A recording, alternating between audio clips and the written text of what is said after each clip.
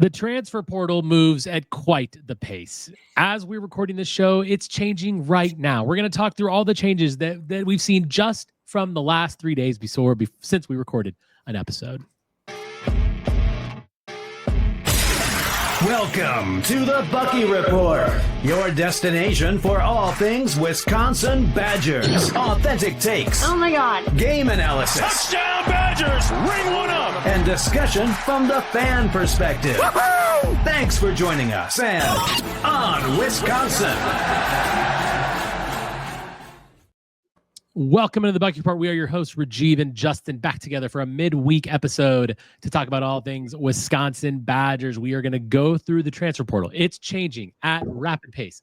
Literally, I did some graphics for this episode that we're recording right now. We're recording it at 8 p.m. Central Time on Wednesday. We're going to release it right after we record. And there's changes happening right now. We just picked up an inside linebacker. We're going to talk through all that stuff. We just lost someone. I mean, it has just been crazy day. When we were on this show, when we did our weekend show, Justin, we had like 3 or 4 transfer portals. Now we got 11. I mean, it has been quite the week. So we're like, well, we're not going to wait until Sunday. We're just going to do our typical midweek, not quite as long of a show, just to talk through some of that stuff because there is a lot going on. We're going to jump right into it. I'm going to we're going to go through the transfers first, kind of talk through who's gone, if we like, or what our concerns are about it, who's in. And then we're actually going to do a quick depth chart. We're actually going to look at offensive defense, just 1, 2 for each position and talk about who we think we might need and what that looks like right now. It's kind of fascinating with all the moves in and out. What does the depth chart actually look like? Okay, Justin. So outgoing. Here's our list of outgoing. Now, there is one more added onto this list, which is kicker Nate Van Zelst. I had him on here, and I had to take him off because I ran out of space because Anelu Lafaele just transferred out. So I have in here, if you're watching on YouTube, I have it in the sort of like the dark color of the players that actually contributed last year. So offensively, that's Locke, Van Dyke, Pauling, Williams, and Nowakowski. Pauling and Williams being the new ones that we had this in the last couple of days. Defensively, Lowery, Lofy, and Neal kind of had big roles. Now, there were other guys like Latu and Duclona and Snowden, guys that got a little bit of time.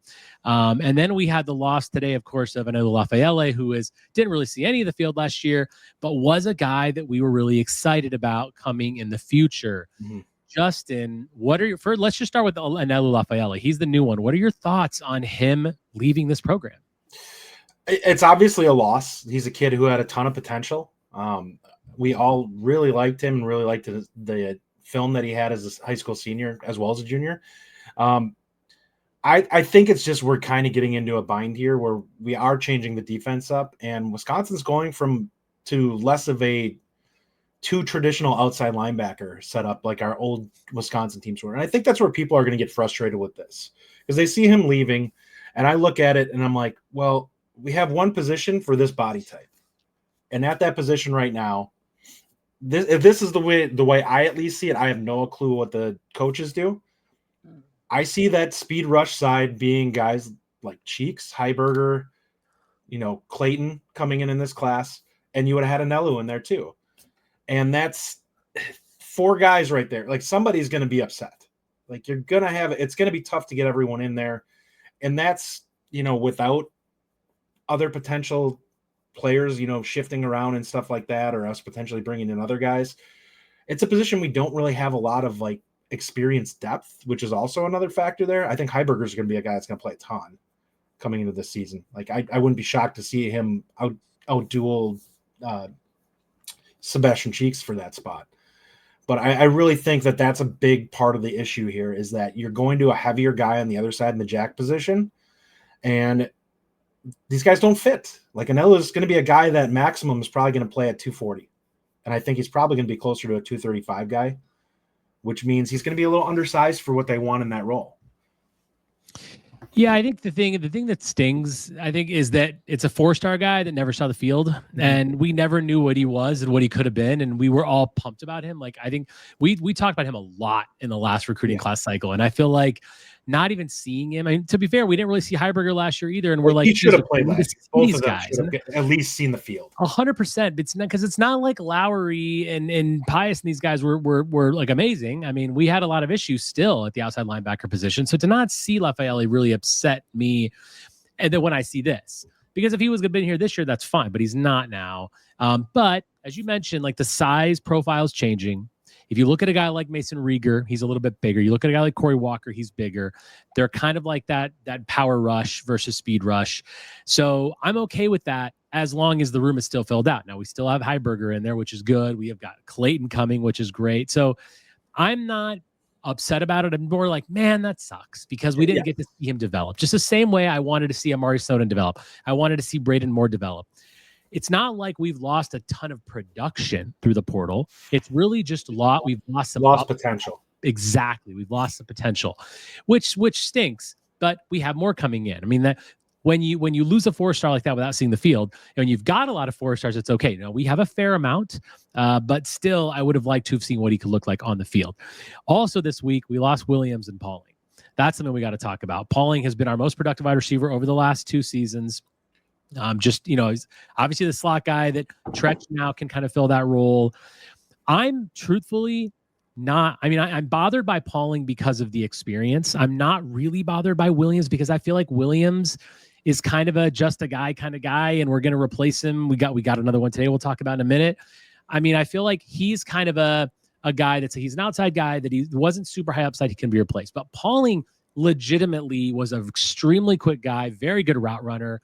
Those slants where he was open a lot, and he the last 2 seasons by far the most productive wide receiver we've had. So that's bad just because of the experience. And I know that it would have been tough to split time between him and Tretch, but that's something that of all the guys that we've lost this year in the transfer portal, that's the one for me that I'm like, ooh, like I really would have liked to have seen him in the Jeff Grimes system. Yeah, I think for me, I don't have an issue with losing this year's version of him. I have an issue of losing last year's version of him. Fair. And who knows what we would have gotten this next year. Might have been something in between.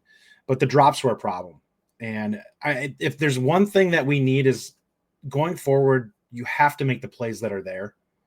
Like there's going to be plays that are obviously going to be difficult to make. If Wisconsin wants to take a step forward this next year, the guys have to make the easy ones. And Pauling really struggled with that this year. It probably won't be charted as high as this, but I would venture to guess that he was in the 15 to 20 range for drops. He had to be very high on the national list for that. Maybe. I'll have to look it up. But yeah, I mean, the thing is, he was also a bit of a safety valve for our offense. Now we're getting a guy like Koziol that could be a safety valve at the tight end position. And Tretch, now obviously let's talk about Tretch and him. Like obviously Tretch has got more upside. We talked about that. We love Tretch. He's coming back, which is great. Pauling had the experience. Pauling's a better route runner than Tretch. Yeah. But Tretch can kind of get that separation. So are you concerned now with the slot, or are you comfortable with where it sits? I think the slot is going to be less of a focal point coming forward.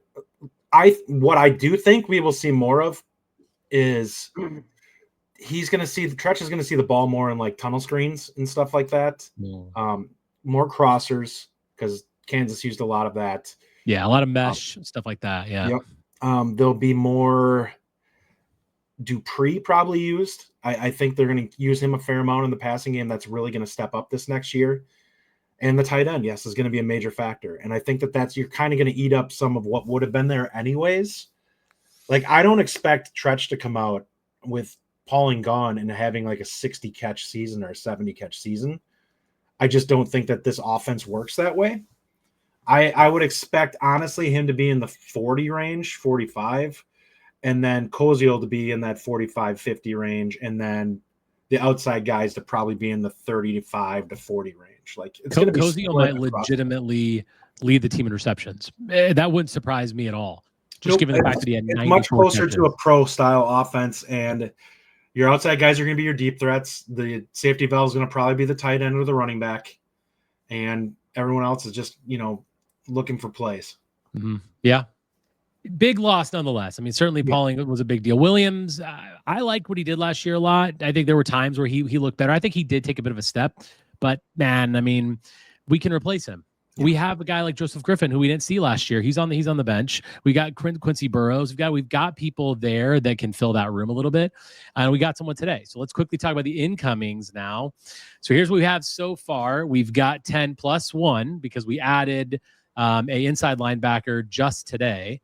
Or not in the last I'll hour. grab his name here real quick for us. Antarron Turner, 6'2", 230, transferring from Western Carolina. So that's the new one. But we've got, of course, Billy Edwards and Danny O'Neal at quarterback. We've got Tanner Koziol at tight end. Jayden Ballard, our new wide receiver, which we're going to talk about in a minute. Petersen, Perkins in the DL. Defensive ends Riger and Walker. Safety Matthew Traynor. And, of course, long snapper Eli Stein. The new one here from our show on the weekend, but we did talk on Locked On Badgers about the D linemen, Perkins and Walker. The big one is Jayden Ballard. He is the receiver out of Ohio State. I think he only has 1 year of eligibility left, Justin. Am I right about that? He does. So he's been in the Ohio State system for a while. He's never really broke through, which kind of begs the question, why wasn't he in there more? But he is fast. He is a really, really fast wide receiver. My initial takes are that he raises the ceiling at the position because he's clearly got Vinny Anthony type speed, maybe even a little faster. Mm-hmm.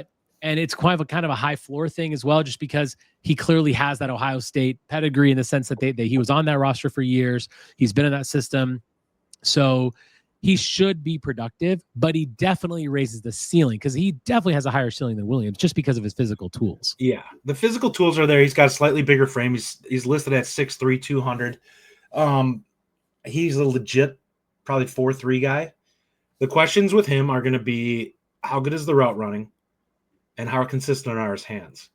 If he's capable, listen, what I will say on this, no one has any idea what this guy truly is, because a Vinny Anthony type guy on Ohio State's roster might be a guy that never sees the field. Right. And that he could very well be another Vinny Anthony. If you throw another Vinny Anthony out there in Wisconsin's offense, that's a really nice offense for Wisconsin. It's not a Georgia, Ohio State, Alabama type offense, but it's a really good offense for Wisconsin. And where Wisconsin can make up the slack compared to those teams is the running back room is really impressive at Wisconsin right now. You have 2 4-star backs that are going to be playing that are probably going to be guys that are going to carry the load this year. It's going to be interesting to see from the outside wide receiver position, like who else plays this year, right? Because obviously we're losing Bryson Green. And Vinny was the guy. Vinny was the guy last year. He's going to be back. Hopefully he doesn't go anywhere. I don't think he will, because he's our number one wideout. He's our number one wideout, and it's not close. Like, he is clearly the number one wideout. The other 2 guys that were up for question are both gone. Yeah, Green and Pauling. Yeah. So, I mean, I feel like he's definitely a lock. So let's get into that. I kind of wanted to go over the depth chart today. I think that'd be kind of fun just to talk through kind of where we are. So let's start offensively. We'll start on the line just because we're happy about the line. As far as, the one position I don't really know about is Riker. I'm not sure who you think is going to play there, but so obviously across the front, Kevin Haywood starting. I think that's pretty clear. Bruner is back, so he's going to be left guard. Renfro's back. He's going to be center. Riley Mahlman's back. He's going to be right tackle. Who do you think starts at right guard? Is it JP Benchwall? Do you see Mandel in there? I know there was talk of Benchwall during the season. I think if it was me personally, I'd be looking at Mandel. I just love the physical tools for him at that position. I don't know what they're seeing in practice and where they actually feel like he fits best, but I think that he would be a plus athlete at the guard position, and I think he plays with the type of mean streak that you want at that spot to be able to get, quality production from him consistently. So for me, like, him and Corey are 2 guys that I look on the interior that I'm like, these guys can be plus starters on the inside. I don't know what Benchwall is. Like, we did not see the second line play a great deal this season, and I would have liked to have seen a lot more of that, just so we could get a better idea of what we're even looking at going forward. But I would think if it's for what I would like to see, I would say Mandel. I just don't know. I think that going into spring, it's probably going to be Benchwall. Right. And then backing him up, you've got Barrett Nelson, you've got Leighton Nelson kind of on the tackle position. Mandel could definitely play tackle. Corey can definitely play in the interior. Kerry Kadonko, probably backup center. So I think there is some depth as far as I feel like, do you think any of the freshmen are going to get any look next year? I think some of the guys can get sprinkled into the two deep in the second line. I wouldn't be shocked to see a guy like Watts or a guy like Paul or Davenport find their way into the two deep. I don't know if they'll be there day one, but I do think those guys see one of the beautiful things about this last class coming into. Most of those guys are physically like close to the weight where you need them. You're not bringing in a 260-pound guard that you need to put 40 or 50 pounds on. These guys are probably coming in at roughly 280, and almost all of them are coming in the spring. So you're going to be able to get their nutrition right. You're going to be able to put weight on them right away, and you're going to get them through winter conditioning and summer weight training to get ready for the fall. Yeah. You could probably get those guys at 300 pounds and ready to play. It's going to be, do they have the technique work down, and do they understand how they're playing the position to be able to do it effectively? And do you think there's any need at this position in the transfer portal? I don't. I don't think so. I just don't think you want to be adding too much experience to your secondary line. Like, do you have guys? I think you need to figure out a couple of swing guys, like a swing tackle and a swing guard. Mm-hmm. But beyond that, I don't think, like, you're going to maybe want to go 8 deep on the offensive line, maybe 7. And I think we've got that. We have that. We've got 8 guys we're comfortable with, and I don't think we really need to go further. Even Cubberley's a guy that we didn't talk about. Yep. That could be in the mix. I'm hoping that this year we see a lot more swapping out of offensive linemen to an extent. Like, I'm not saying every other drive, but I would love to see it in the first half where if we go 4 drives, then the 5th drive be one where we drop in the second line. Mm-hmm. Or sprinkle in a few guys. Or sprinkle in, yeah, because I like sprinkling in better, because then you can get those kind of swing tackle, as you mentioned, swing type guards. They get in there, and then when they do need to come in, they're comfortable playing with all their line mates. The other guys in case of injury. Yeah, and maybe not necessarily a center, because that's a little tougher to do, but I'm fine with the rest of them kind of moving in and out a little bit. And with the youth whatever they're doing at center, they need to figure out who's going to be the backup center, because next year you're not getting Renfro back. You have to have somebody that you feel comfortable going into next year. Yeah, I mean, I would imagine Kadonko, but it could very well be Corey. Who knows, right? Like, yeah. Okay, so quarterback seems pretty set at this point. We've got Edwards, we've got O'Neal, we've got Mabry. Whether Mabry is 2 or O'Neal is 2, whoever is 2, the other one's probably out. I think that to me is pretty I would probably agree with that. After spring, we'll probably find out whoever's going to be the backup, and at that point, it's going to be all right, either one of those guys. One of them was already been a starter, and Mabry is somebody who, if he takes a step and it's close and he ends up at number 3, I wouldn't blame him if he wanted to go someplace else and find an opportunity to start. I think the physical tools are there for him. I would love it to be here. I think he's got a ton of upside athletically in that room behind Carter Smith. I don't think there's a person that has as much physical talent as him. Yeah. I mean, that's fair. I think that's reasonably fair. But nothing else needed clearly there. So that's fine. Running backs, don't think we need anything there as well. We've got Dupree, we've got Jones, we've got Yakimelli. That should do it. With Yak staying, I don't think you need anybody. Yeah, and frankly, even if he doesn't stay, you still got Atuka in there potentially. I mean, there's still some people. I don't think you need to do anything.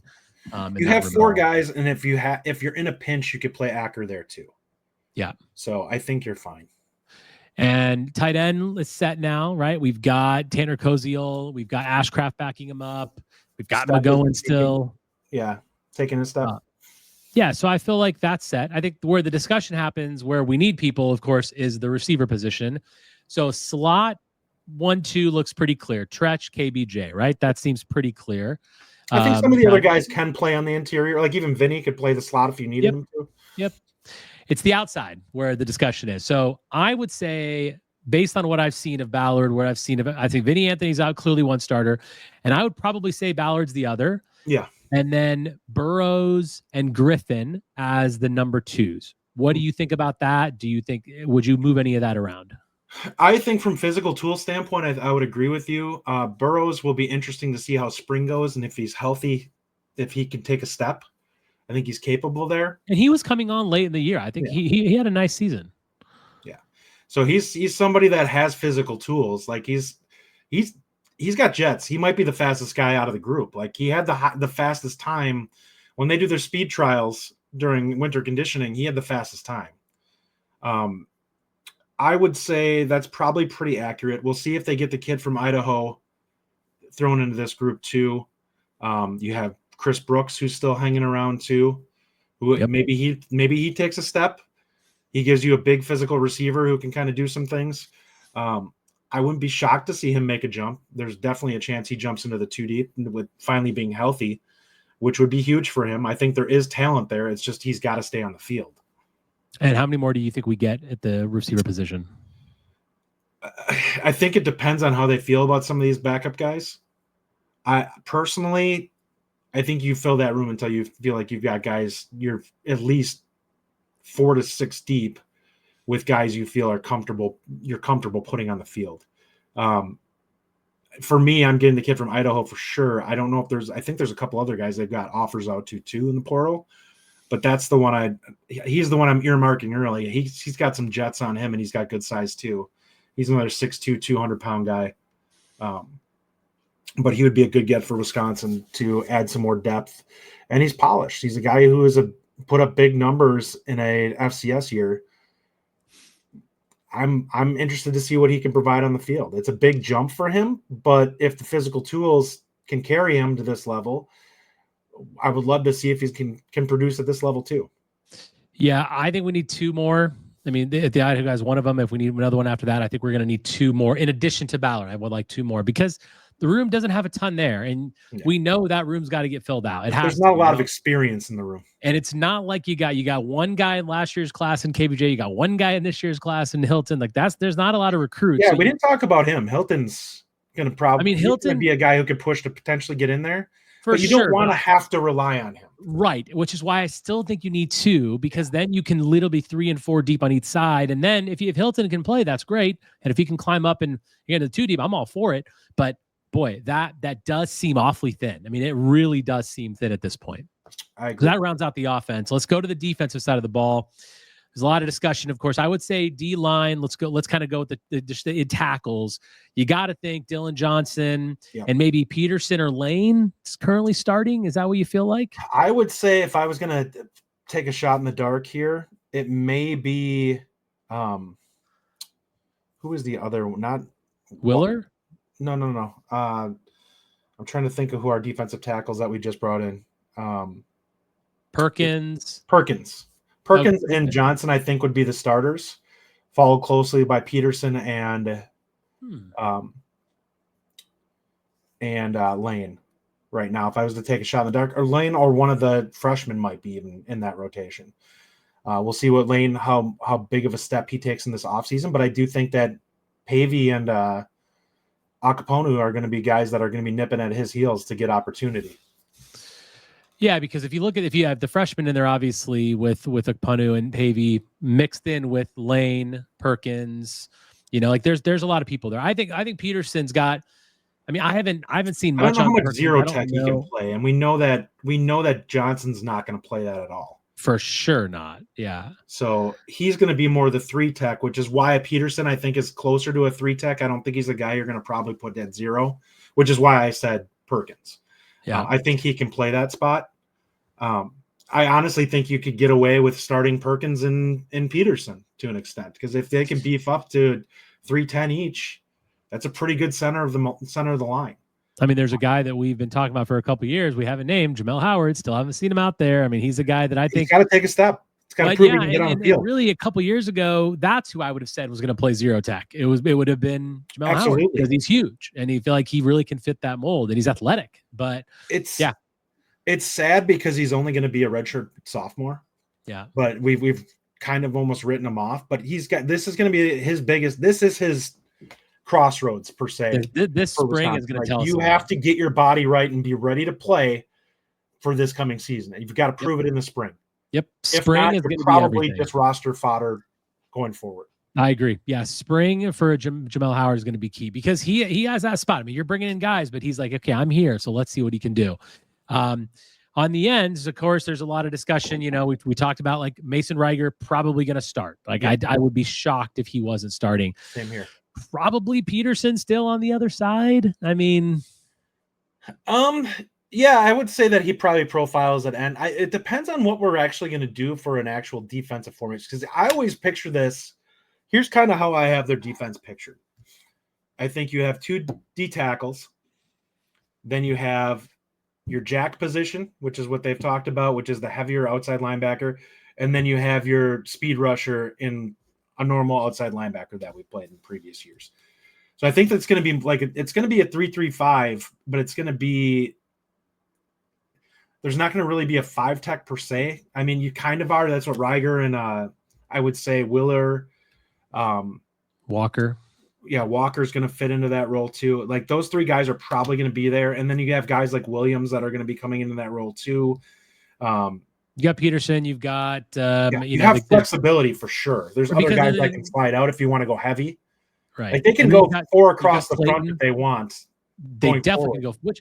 Which again, I think it's nice to use that. It's nice to have that 4 across the front. And then there's going to be times where you're going to have the Heibergers, the Claytons, potential Claytons, maybe or maybe not see the field next year. Who knows? But like there is a lot of guys, some smaller, some bigger, some more really truly more outside linebacker type, more like heavy power rushing. But there's definitely versatility in the room.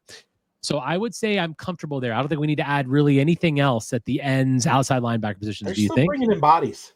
Yeah. I know for a fact they have guys visiting, and I know they made it. So I believe I saw earlier tonight they offered a defensive lineman from Grambling. So I don't know. It'll be interesting to see how many of the bodies they trust in that room. Maybe Jamel Howard, they already view him as somebody that's going out the door. Like there's bodies that they may just be flushing at this point. It's a very lean room, and I don't think they want to lean on Pavey and Akponu. I think they want that to play out as a have them prove it in the spring, and if they're good enough, then we can play them. But we don't want to push these guys into the room if we don't have to.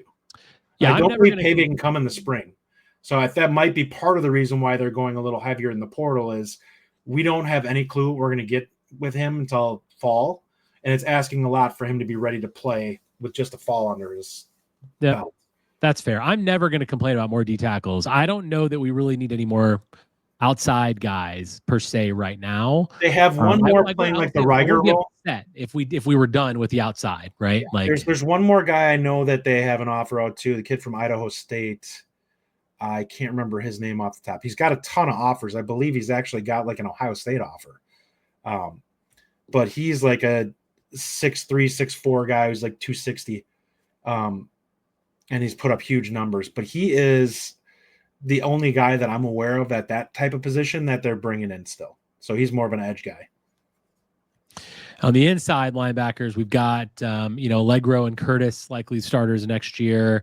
We did bring in Turner in this today. This Antarron Turner from Western Carolina. We've got some other guys in there. I feel like it wouldn't surprise me to bring in a little more, but I think we're probably okay at that position. Because secondary, we definitely need help. I think there's some guys that I feel pretty good about inside linebacker because I do think that you have guys that they actually liked last year, and Tyler Janzi, Landon Gauthier's now got a year under his belt. Mm-hmm. You have Mason Poza coming in, obviously, who I think they're going to struggle to keep him off the field just because the kid's a playmaker. And then who was our other inside linebacker in this last class? Catalano. Oh yeah, Cooper. And he's somebody who may come in and just be a guy who's a grinder who makes plays too. Yeah. So that's kind of the defensive front. So to finish off here, the secondary, this is where you've got some problems. We've got our starting cornerbacks are pretty clear. Xavier Lucas, Ricardo Hallman. I think that's clear. Mm-hmm. And our starting safeties are also pretty clear. Austin Brown, Preston Zachman. Mm-hmm. Because Zachman is coming back. We heard that news this week. Yep. Now behind them, Justin, there is a lot of question marks. Now we've got a lot of young guys. We've got a ton of young guys, but what do you feel like we're going to add in the transfer portal yet in the defensive backfield? I personally would like to see us grab 2 corners. I think they're kind of wait and see mode to see what there is of value. I think there's going to be some guys that still drop into the portal. And there's not a lot out there that I think they're in love with right now at that position. And it's tough for Wisconsin because right now, you know who your starters are. And that's going to be a problem for most of the guys who are coming into the portal because they want opportunity. Well, you're not starting over Hallman or Lucas. And You have a guy who may be able to fill in the slot. It's going to be really interesting because seeing Max Lofy go into the portal, a guy who had a pretty good chance to be your starting slot corner. Yeah. I don't know what that means. Does that mean that Agard was really good? Was coming on strong there. Who else is at that position potentially? You have a guy like Jay Harper that we haven't heard much about, but maybe he started to turn the corner. Well, we've got. Yeah, I mean, there's other quarterbacks. We've got Agard, right? We've got coming in this year. Scott in Washington certainly can make an impact. I mean, And Lucas certainly made an impact as a freshman. Who? Who was the last one that came in on signing day? Oh, Cairo Scanes. Scanes. Yeah. So yeah, I mean, there's definitely bodies, but you need experience. Yeah. You don't have a lot of that. You've literally got a couple guys that have experience right now. So you need that. Safety, you also need that. Now we did bring in his name is escaping me now, the transfer that we just got in, Matthew Traynor. Yeah. But he's from Richmond. That's not a ton of experience. He's got a lot of physical tools, but he doesn't have a lot of playing snaps out there. You got to bring in some extra help. You lost Braedyn Moore, right? That was a guy that we really thought was going to kind of take over that spot. So I think you definitely need some safety help. I'm actually very happy to see Zachman back. You know me, I'm a big Zachman fan. Oh, I thought it was absolutely huge. Guy, but he's massive. Like he played virtually every snap this past season, and his missed tackle percentage is quite low. He was a little bit tailed off at the end of the season, but I think we desperately need more bodies in that room. With the condition of that room, I thought that was the biggest returning player that we've had. That the safety room is kind of in shambles. They have a lot of bodies coming in this next year that are guys who potentially could add a lot. I really like the safety class that they had in the 25 class, but I'm not sure you love the idea of having those guys out on the field as true freshmen. Do you think we'll see Rafaele done this year a little bit? I think it really depends on what this defense turns into. I don't know if I love him as a traditional safety on the back end. As a dollar, I really like him as a guy who can come up and play on the nickel and maybe pair up against a tight end. Mm-hmm. I think he'd be really good in that role. I think he's also would be really good in a guy who can come downhill, who comes up by the linebackers and then decides to blitz and do some things like that, where he's got a good body and good coverage skills. So I think there's something there for him depending upon what this defense is going into this next year. I just don't know what we're going to see overall and how often they're going to play with three safeties on the field and what we're going to do overall. Maybe that's going to be maybe Agard and Dunn are going to be the two guys, and it's going to be, if we're going to go big, it's going to be Dunn. If we're going to go small, it's going to be Agard. Yeah. So basically what we just went through, it's pretty clear that safety, the defensive backfield is the biggest need at this point, right? I mean, at this point, you've brought in some pieces on the D line, you brought in the tight end, you brought in your quarterbacks. You got to bring in secondary now, and I know that's where the focus is going to be. It's really secondary and wideout. I feel like that at this point, those are the positions that we've got to fill to round out this transfer portal class, which, to be fair, is looking pretty decent. I mean, I'm pretty happy with what they've done so far. There's a lot of pieces that are more depth pieces. There's guys that are certainly going to start. Guys like, Mason Reiger and Tanner Koziol, those guys to me are clear starters, and it's not close. But there's a lot of guys you're like, okay, I don't really know how they're going to fit in. Are we going to see a Matthew Traynor? Or are we not going to see him at all? Like, I mean, will we see Petersen, or will we see, like, there's a lot of guys you just don't know. And if they're depth pieces or not. How much will Ballard play? Will he start? Will he just be a guy behind Burrows, maybe, or behind Griffin? A lot of question marks, but for the most part, Justin, I think it's been a fairly fruitful transfer portal. I'm not upset. And given who we've lost, I'm really not upset a ton either. I don't like the Pauling loss. To me, that is a big loss for us because of the experience. But it's not like, I mean, we were okay with the quarterbacks leaving. That's really the only guy that you're like, ooh, that stings. And of course, Lafaele from a potential standpoint. Yeah. But I almost feel like when you weigh in who's left and who's come in, I'm almost giving the edge to the people coming in. Yeah, I would agree with that overall. I think we've improved talent-wise. We may have lost from some spots where it's not the end of the world, and we've gained in spots where we are definitely lacking and needed help. I would probably side with, like, some of the defensive linemen we lost, and I look at it and I'm like, these new guys just fit the position so much better in terms of what we need. Like, Neal may end up being a solid player somewhere, but he's undersized for what we need right now. He's not fitting Wisconsin, where we're getting pushed around too much on the interior, and he's probably better, fitting in as like a 4-3 end or something like that. And even that, he's kind of undersized. Like, he's probably 6'1", you typically want to have a guy who's at least 6'3" on the edge. Yeah. It's going to be interesting. The portal moves quick. There's a lot of moving in and out. And every day it seems like we're losing a player, we're getting a player, and we'll have to see where it all shakes out as the season goes on, or as the transfer portal season goes on. We'll be back again on Sunday for our regular weekly show to talk more portal, maybe a little basketball in there. We'll see. And we're going to talk about the college football playoff this weekend. There's going to be some things to talk about there, which are rather interesting. Any other final thoughts, Justin, before we close this today? I think we're good, man. We're going to have so much is going on. Like, I'm just trying to take it all in at this point. Yeah. Like, we could have 3 more commits tomorrow, and I'm going to be like, okay, well, I didn't even know this guy was on campus at all. Yeah. I mean, it's funny because we did our show on Sunday, and then it did age well, because on Monday we had a whole slew of and well, then we did the show with Ryan, and now everything's changed since that. And I was like, crazy. Oh, man. Which is why I thought, well, come on, we'll do a quick midweek show. But thank you all for listening, guys, and we'll see you again on Sunday. Thank you for listening. If you enjoy the show, subscribe to our YouTube channel at The Bucky Report or The Bucky Report Podcast from wherever you get your content. Until next time, on Wisconsin.